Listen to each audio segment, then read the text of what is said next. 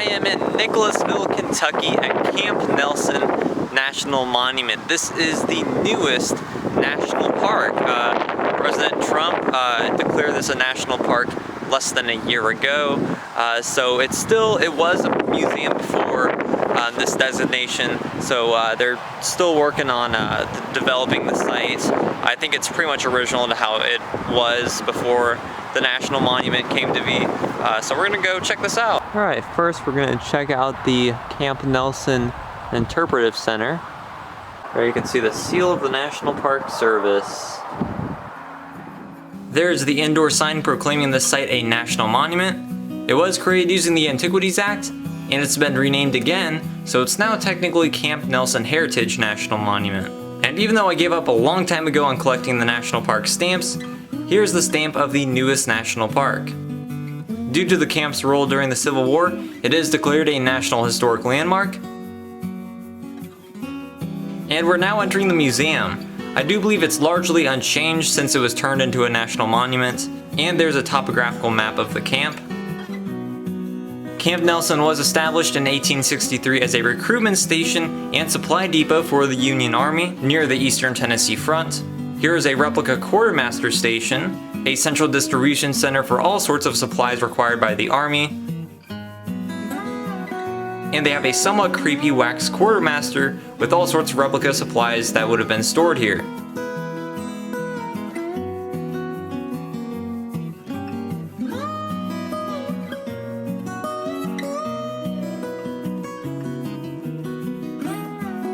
Here are some relics recovered from the area, like a Springfield rifle, bullets, belt buckles, and other insignia. There are some flattened and carved bullets, probably done by bored soldiers here. There are some identification tags. There's an officer's sword, more sword relics, and more swords. This cart was likely used to carry supplies, but it also could have been used as an ambulance.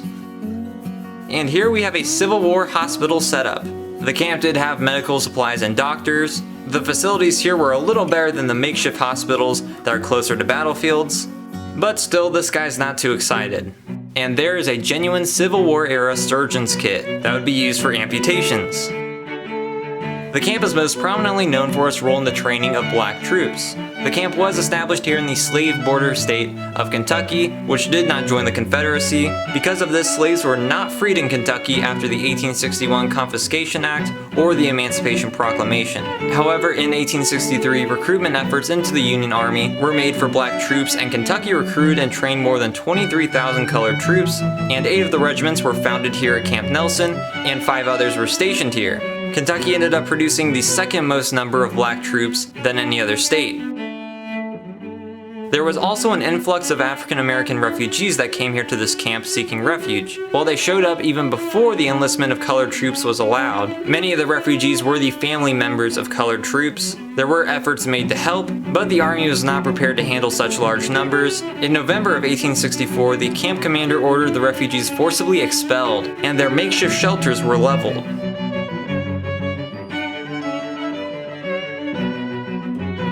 This was the guitar and fiddle of Jim Booker, an African-American musician who lived after the time of Camp Nelson, but made a ragtime song titled the Camp Nelson Blues. Here's a collection of all sorts of archaeological relics excavated at Camp Nelson. These relics are from the prison, and these cattle leg joint bones suggest a diet on stews.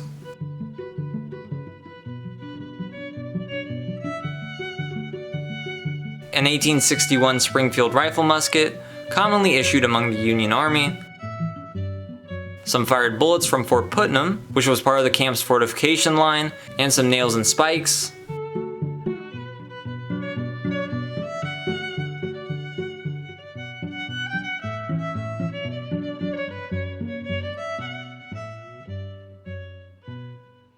These are relics from the refugee housing areas,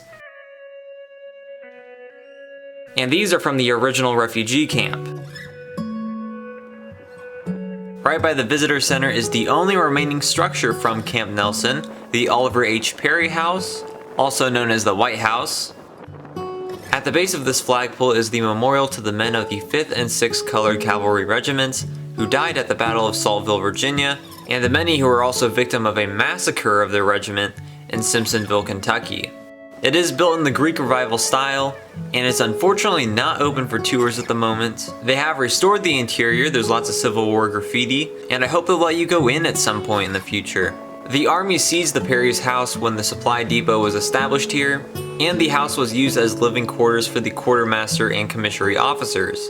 After the war, Oliver and Frances Perry returned to their home. There are some looking for Lincoln markers here. As slaves in Kentucky were not emancipated until the 13th Amendment, a deal was struck between Lincoln and pro-slavery Governor Thomas Bramlett that allowed for African Americans to enlist in the Army with the consent of their owners, who were also compensated with $300. There was a lot of violent resistance to this among the slave owners, so General Thomas decided that the owner's consent was no longer required.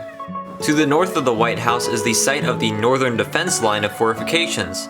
This was the only side of the camp that wasn't naturally fortified by cliffs.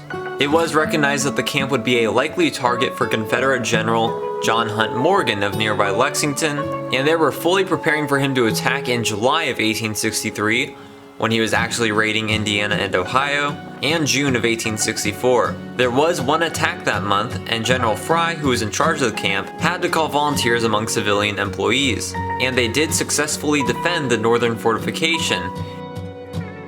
This is the site of Barracks Number 1. About 170 men slept in the structure that was here.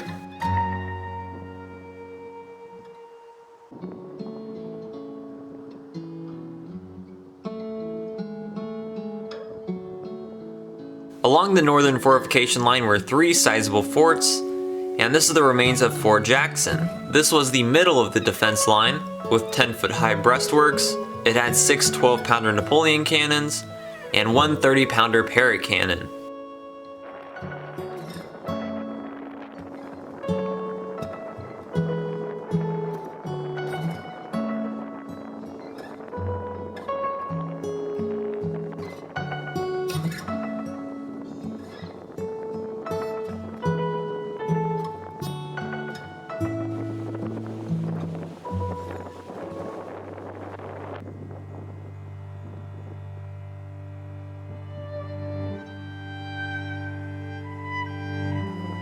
This is Graveyard Number 1, one of the 4 cemeteries that were established at the camp. This is where both soldiers and civilians were buried if they died at the camp. There are no grave markers, so the name and number of civilians buried here are unknown, but it's likely in the hundreds. Many of the burials are family members of the colored troops who were enlisted or stationed here.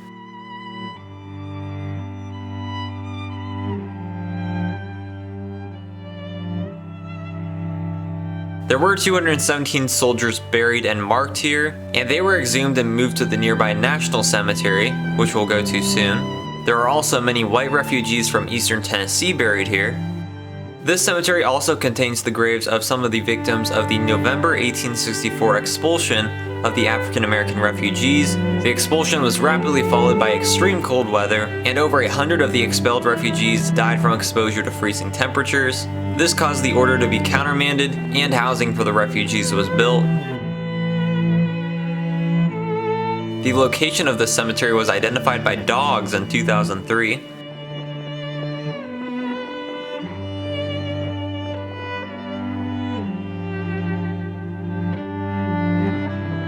Also, Camp Nelson was to a degree built by impressed African American labor. I'm pretty sure that counts as involuntary servitude, so that's interesting to note as well.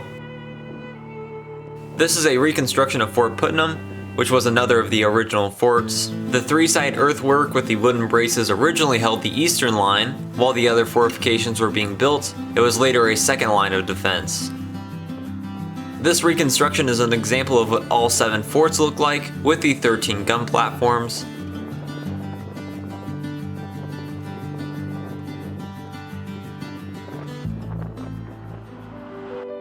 A mile south of the National Monument is Camp Nelson National Cemetery. This is one of the 40 national cemeteries designated in 1866, and this was the second cemetery started at Camp Nelson. The original section of the cemetery is actually a good ways back from the highway.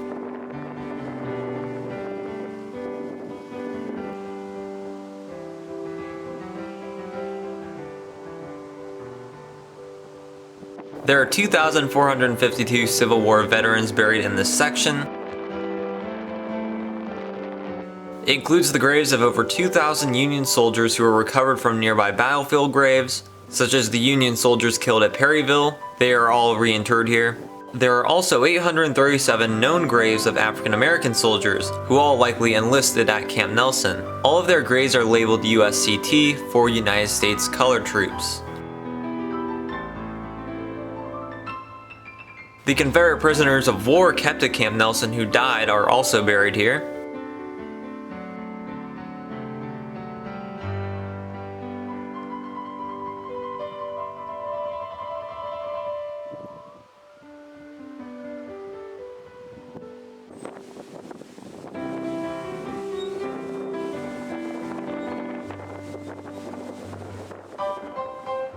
After the Civil War, the National Cemetery has been expanded many times.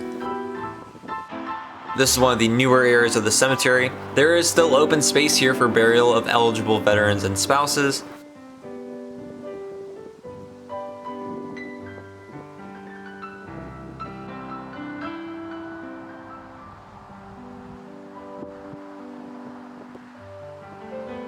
There are also cows just beyond the cemetery's gates.